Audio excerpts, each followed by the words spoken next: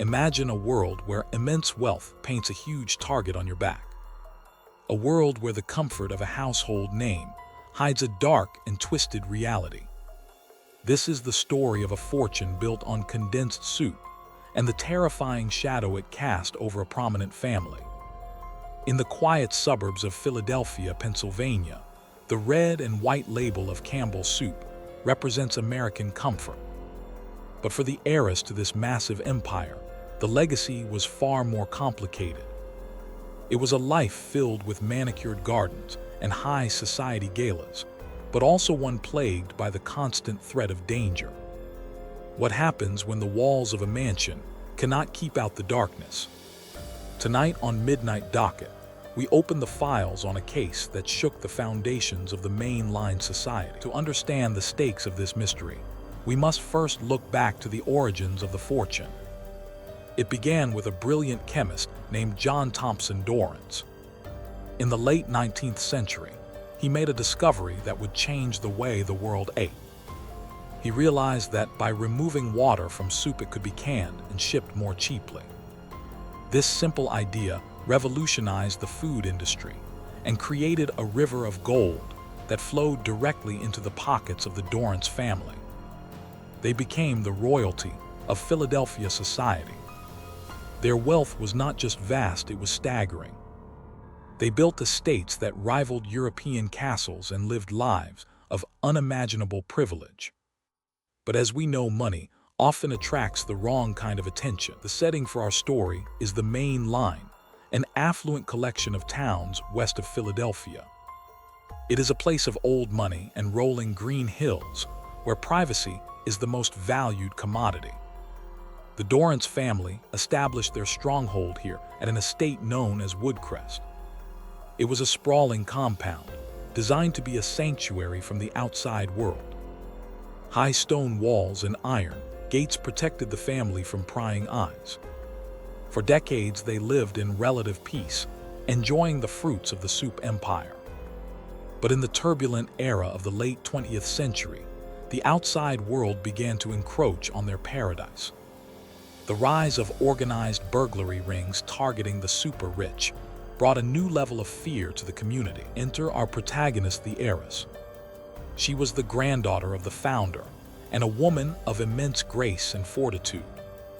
She dedicated her life to philanthropy and the cultivation of beautiful gardens. She was a fixture in the social columns and a beloved figure in the community. However, her high profile made her a beacon for criminals looking for a big score. She lived in a world where security guards and alarm systems were as common as silverware. Despite her benevolent nature, she knew that her family name carried a heavy burden. She walked a fine line between public adoration and private vulnerability. It was a golden cage that she could never truly escape. The trouble began with a series of unsettling incidents that seemed unrelated at first. Strange vehicles were spotted parked near the service entrance of the estate. Silent phone calls plagued the household staff at odd hours of the night. The heiress dismissed these as the price of fame, but her security team was not so sure. They sensed that someone was watching the house and learning the routines of the family. It was a slow and creeping dread that settled over Woodcrest like a heavy fog. The feeling of being hunted is a primal fear, and it began to erode the sense of safety that the family had taken for granted for so long. One particularly stormy night in late October, the atmosphere at the estate shifted from uneasy to terrified. The wind howled through the ancient oak trees, masking the sound of footsteps on the gravel drive. The household staff had retired for the evening, leaving the great halls silent and dark. The heiress was alone in her study reading, by the light of a single lamp. She had no idea that just outside her window, a shadow was moving. The intruder had bypassed the outer perimeter with alarming skill. This was not a common thief looking for a quick grab. This was a professional who had studied the layout of the mansion in great detail. The intruder moved with the silence of a ghost. He wore dark clothing that blended perfectly with the night and carried tools designed to defeat the state-of-the-art locking mechanisms. He slipped through a side door that had been left slightly ajar by a negligent servant. Once inside, he stood in the shadows of the grand foyer, listening for any sound of movement. The air was thick with tension. Upstairs, the heiress turned a page of her book, completely unaware that a predator was standing just a few feet below her. The silence of the house was heavy and oppressive, broken only by the rhythmic ticking of a grandfather clock. It was the family dog, a loyal golden retriever named Buster, who first sensed the danger. The dog began to growl low in his throat, causing the heiress to look up from her book. She paused and listened intently, but heard nothing over the sound of the wind. Trusting her instincts, she decided to call down to the security post at the gatehouse. But when she lifted the receiver, there was no dial tone. The line was dead. A cold shiver of fear ran down her spine. She realized in that moment that this was not a technical glitch. The lines had been cut. She was isolated in the vast mansion, with no way to call for help. Panic began to set in, but the heiress forced herself to remain calm. She knew the layout of her home better than anyone. She extinguished the lamp, plunging the study into darkness. Her eyes adjusted to the gloom as she moved silently toward the service staircase. Her plan was to reach the panic room located in the basement wine cellar. But as she stepped into the hallway, she saw the beam of a flashlight sweeping across the walls below. The intruder was already ascending the main staircase. She was trapped on the second floor, with the enemy closing in. She needed to make a decision, and she needed to make it fast. She retreated into the master bedroom and locked the heavy oak door. It was a flimsy barrier against a determined attacker, but it would buy her time. She moved a heavy antique dresser in front of the door with a strength born of adrenaline. Then she retreated to the balcony. The drop to the garden below was significant, but there was a trellis covered in thick ivy. It was a desperate route, but her only option. As the doorknob began to rattle violently, she climbed over the stone railing. The wind whipped her hair across her face as she found her footing on the wooden lattice. The descent was treacherous. The ivy was slippery from the rain, and the wood groaned under her weight. Above her, she heard the sound of wood splintering as the intruder kicked open the bedroom door. She froze, pressing herself against the wet leaves. A beam of light cut through the darkness from the balcony above, searching the garden. She held her breath, praying that the shadows would conceal her. After a terrifying moment, the light moved away. The intruder assumed she was hiding in the bathroom or a closet. She scrambled down the remaining feet and dropped onto the soft earth of the flower bed. Once on the ground, she did not stop to look back. She ran barefoot across the manicured lawn toward the gatehouse. The rain soaked her silk robe, and the cold mud chilled her feet, but she felt nothing but the urge to survive. She reached the security station and pounded on the door. The guards, who had been alerted by the loss of the phone connection, were already gearing up to investigate. They were shocked to see the matriarch of the family standing in the rain. They immediately secured her in the vehicle and radioed the local police. The hunt for the intruder was on. Police cars descended on the estate, within minutes their sirens cutting through the stormy night. Officers with canine units fanned out across the grounds, while a tactical team entered the mansion. They swept room by room, guns drawn ready for a confrontation. But the mansion was empty. The intruder had vanished as silently as he had arrived. All that remained were muddy boot prints in the foyer and the splintered door of the master bedroom. It was a frustrating start to the investigation. The suspect had slipped through their fingers, leaving behind almost no physical evidence. Detectives from the Lower Merion Police Department took charge of the crime scene. They were joined by agents from the Federal Bureau of Investigation, due to the high-profile nature of the victim. The investigation began with a thorough grid search of the property. They looked for discarded tools, fibers, or anything that could link a suspect to the scene. The cut phone lines were analyzed for tool marks. The mud from the boot prints was collected for chemical analysis. Every detail was scrutinized. The detectives knew that in cases involving such extreme wealth, the list of suspects could be extensive. The initial theory was that this was a kidnapping attempt. The intruder had gone straight for the master bedroom, ignoring valuable art and silver on the ground floor. This suggested a targeted attack on the person rather than the property. The detectives began to dig into the personal life of the heiress.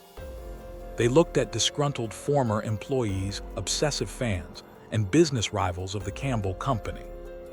They interviewed hundreds of people looking for a grudge or a motive. It was a tedious process of elimination. They needed to find a needle in a haystack of potential enemies. As the weeks turned into months, the case began to go cold. The lack of physical evidence was a major hurdle. The intruder had worn gloves, so there were no fingerprints. He had covered his face, so there were no eyewitness descriptions. The community began to whisper that it might have been an inside job. How else could someone know the security codes and the layout so well? The detectives turned their attention back to the household staff.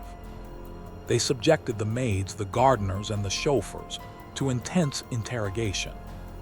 Polygraph tests were administered, but everyone passed. Then a breakthrough came from an unexpected source. A pawn shop owner in a neighboring county reported a suspicious customer who was trying to sell a unique piece of jewelry. Although nothing was stolen during the break-in at Woodcrest, the description of the man matched a profile the Federal Bureau of Investigation had been building of a serial burglar operating in the tri-state area. This man was known as the Ghost for his ability to bypass sophisticated alarms. The detectives set up a surveillance operation on the suspect, hoping he would make a mistake. They watched his every move, waiting for him to slip up. The suspect was a man named Miller, a career criminal with a history of high-stakes burglaries. He lived in a modest apartment in Philadelphia, far removed from the glamour of the main line. The surveillance revealed that Miller was casing other estates in the area. He was methodical and patient. The detectives realized that he was planning another strike. They decided to use this opportunity to catch him in the act. They obtained a warrant to tap his phone and place a tracking device on his car. The trap was set, and the police waited for him to make his move. On a cold night in December, Miller drove his dark sedan toward the estate of another wealthy family. The police trailed him at a safe distance, using the tracker to keep tabs on his location. He parked the car in a wooded area and approached the perimeter fence on foot. The tactical team moved into position, surrounding the property.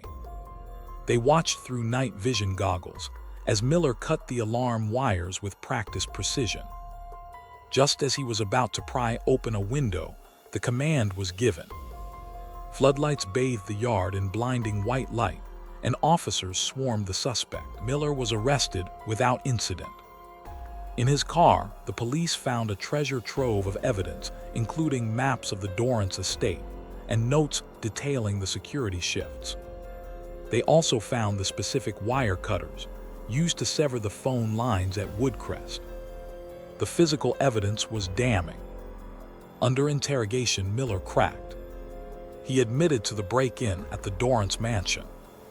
He confessed that he had indeed planned to kidnap the heiress and hold her for a multi-million-dollar ransom. He had been watching the family for months, learning their habits and weaknesses. The confession sent shockwaves through the community. It confirmed the worst fear of the wealthy residents of the main line. They were not safe in their fortress homes. Miller revealed that he had not acted alone. He had been hired by a shadowy figure, known only as the architect, who provided the intelligence and the funding for the operation. This revelation added a new layer of mystery to the case. Who was the architect? Was it someone within the social circle of the Dorrance family, The investigation pivoted to finding this mastermind. Miller provided a description of the architect, but claimed he never knew his real name. They met in secluded parks and communicated via burner phones. The police traced the phone numbers, but they led to dead ends. The trail of money was equally elusive, laundered through a series of shell companies. It seemed that the architect was a ghost in the machine, a puppet master pulling the strings from the darkness.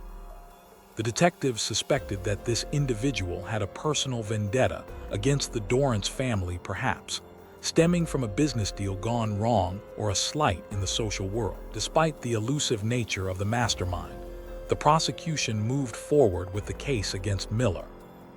The trial was a media sensation. The courtroom was packed every day with reporters and curious onlookers. The heiress testified with quiet dignity, recounting the terror of that night. Her testimony was powerful and moving. She described the fear of being hunted in her own home and the realization that her life was in imminent danger. The jury listened with rapt attention.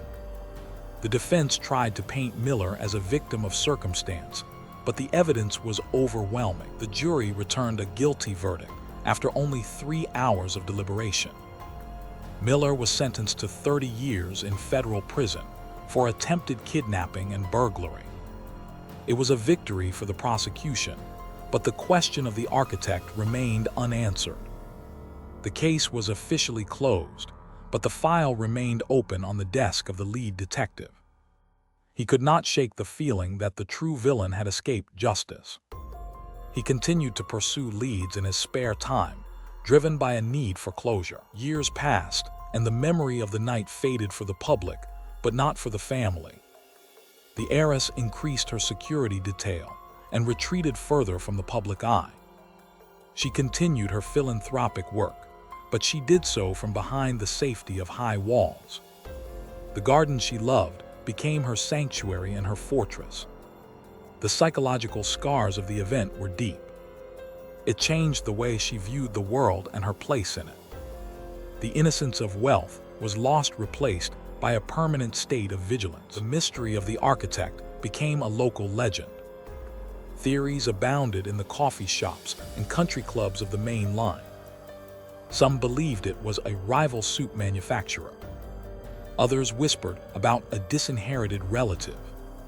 There were even rumors of a connection to organized crime syndicates in New York. But without hard evidence, these remained nothing more than speculation. The truth was likely buried in a vault of secrets that would never be opened. The perfect crime is one where the mastermind is never even identified. In the end, the story of the Campbell Soup heiress is a cautionary tale. It serves as a reminder that great wealth brings great risk.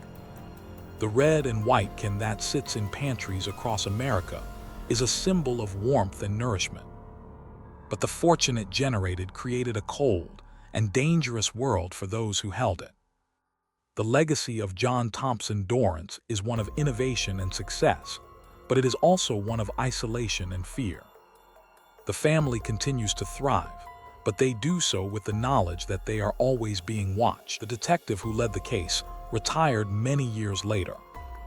On his last day, he took one final look at the file. He stared at the sketch of the architect, a face that was generic and forgettable. He knew that somewhere out there, the man was still free, living off the proceeds of other crimes. It was a bitter pill to swallow. Justice is not always perfect, and some puzzles are destined to remain unsolved. He closed the folder and turned off the lights, leaving the mystery in the dark where it began. Today, the Woodcrest estate stands as a monument to a bygone era. The security systems have been updated with the latest technology, including biometric scanners and drone surveillance. The current generation of the family is even more private than the last. They have learned the hard lessons of the past. They know that their name is a magnet for both admiration and malice. They live their lives in a delicate balance, trying to do good in the world while protecting themselves from the evils that it contains. As we close the book on this case, we are left with a lingering question. Is the price of such immense wealth worth the cost of freedom? The heiress lived a life that many would envy, but she also faced terrors that few could imagine. The golden cage is still a cage, no matter how beautiful the bars. The mystery of the Campbell Soup heiress reminds us that behind every great fortune, there is a story of struggle, survival, and the enduring human spirit. Good night and stay safe.